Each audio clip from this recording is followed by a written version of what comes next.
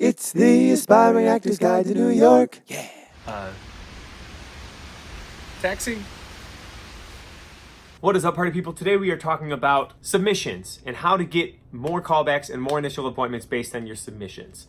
Today we're going through Actors Access because that is the industry standard. Just like Backstage was the industry standard before the internet, Actors Access is really the industry standard nowadays for initial appointments and submissions. Backstage is still really good if you were trying to find open calls, trying to crash those EPAs and those ECCs. Backstage and Broadway World are still very good resources for that. But as far as appointments, Actors Access is really the industry standard now. So the number one way that you can make sure that you're going to get more callbacks is to make sure that the people who decide whether or not you get into the room see your submission.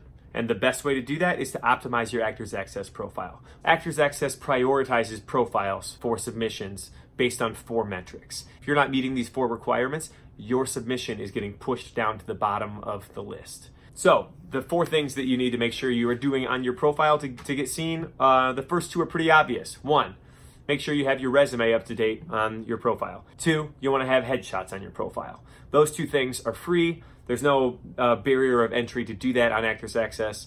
So if you haven't done that already, do that right now because there's no reason to not do it. The third thing that is a little more obvious but cost prohibitive is having media on your profile. You want to make sure that you have a reel. And so we'll go into here to My Tools. We'll go to Manage My Profile, Media.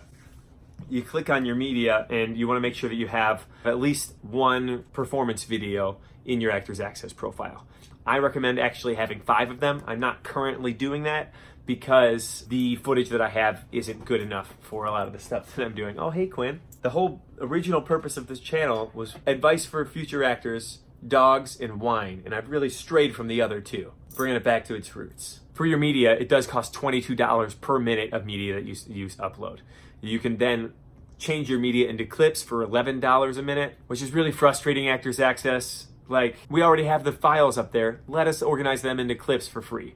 Please, Actors Access, we love you. Yeah, the first reel is pretty obvious. If you're a musical theater performer, you want to have a musical theater reel on there to showcase you being in shows, singing some songs, being on stage, doing it. I also recommend having a straight play reel. Have some clips of you doing scenes from straight plays. You also should have a film reel. That way you can submit for television projects, for film projects, and really diversify the projects that you're available for. A couple other reels to consider if you're a musician, outside of just singing, if you play instruments, have a reel of you playing all the different instruments that you play. Maybe you just play one instrument, highlight that skill set. Do a special skills reel that includes you doing any cool tricks that you might be able to do. If you can do a backflip, if you can ride horses, if you can ride a unicycle, if you can skateboard, if you can eat fire. Include all those in your special skills reel. Have a dance reel that's special just dance. It highlights commercial, ballet, all of your different skill sets. If you're a dancer. Right now, I'm highlighting my musician reel because I'm still in the process of editing my other reels. But I wanted to get this video out before I finished editing all of these. So I apologize for the hypocrisy. Just because I'm not doing it doesn't mean it's bad advice. 4th, last but not least, you want to have a slate shot attached to your profile. So we'll go to My Tools. We'll go to Manage My Profile, Photos. So you look at where you have your headshots. You've already uploaded your headshots. You can manage your photos. Then you can also manage your slate shot. You click Manage Slate Shot.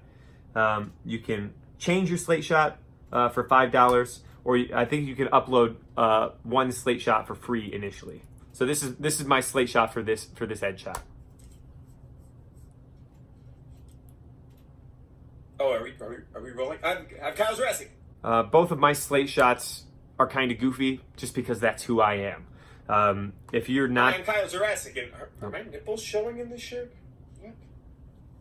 That's weird. You may notice one thing that I didn't do terribly well in my slate shots is I'm not wearing the same outfit that I was wearing in my headshots. I'm kind of limited that I can't do that because these headshots are a year and a half old now, and I recorded the slate shots when I wasn't in the city. I didn't have those clothes with me on tour, so I couldn't recreate those outfits. I also broke those glasses in that headshot, so I can't recreate that headshot at all. You can record your slate shot on your phone. If you have all 4 of those things, all of a sudden you're at the top of the list for submissions, and you're going to find that you get seen more often, and the more your profile gets seen, the more often they're going to bring you in. That's just math. So now we're going to walk through looking for your submissions every day. You log in every morning and you see what appeals to you. You can reorganize the auditions by type of audition. You say you're interested in workshops or web series. You want to go to theater, you can do that. I typically just keep it organized by date so I can see what I've submitted for and what's new today. You can also look for individual casting directors, start dates. Say you're not available until August 19th randomly. Not that that's when I'm next available. So you can organize it by start date and see which of these projects work out for you. Now, one thing that is kind of problematic about Actors Access that I hope they fix in the future is there's this little drop down for include current projects, archived projects, or all projects. Well, that's broken. It always includes archived projects. You can see right here, these are archived projects. They should not be included in the current projects category, but alas, they are, because Actors Access is a little broken. Unfortunately, it's still the industry standard, so you still need to use it. All right, so in scrolling through earlier, I found this breakdown for Rent at Red House Art Center that's being directed by Hunter Foster. I want to get in with Hunter Foster because he does a lot of those actor-musician shows, and I just want him to know who I am. So Hunter Foster, if you're watching this video, I'm Kyle Jurassic, and I would love to work with you. Is that pandering? I don't know. We'll see.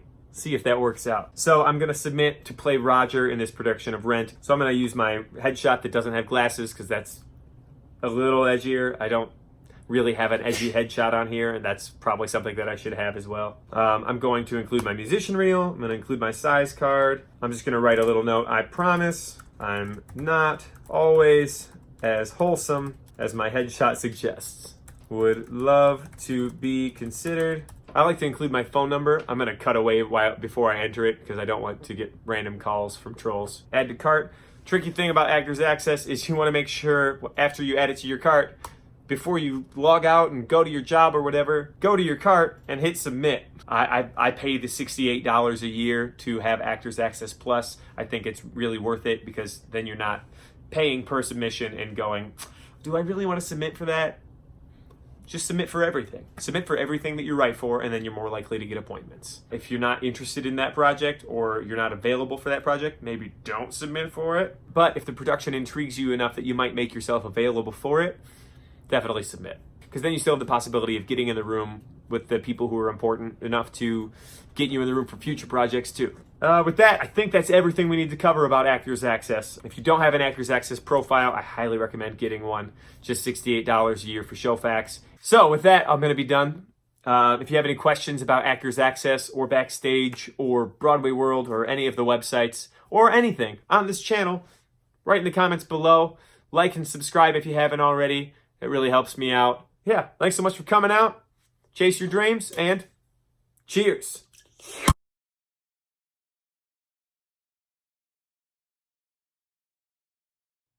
Cool. No doubt.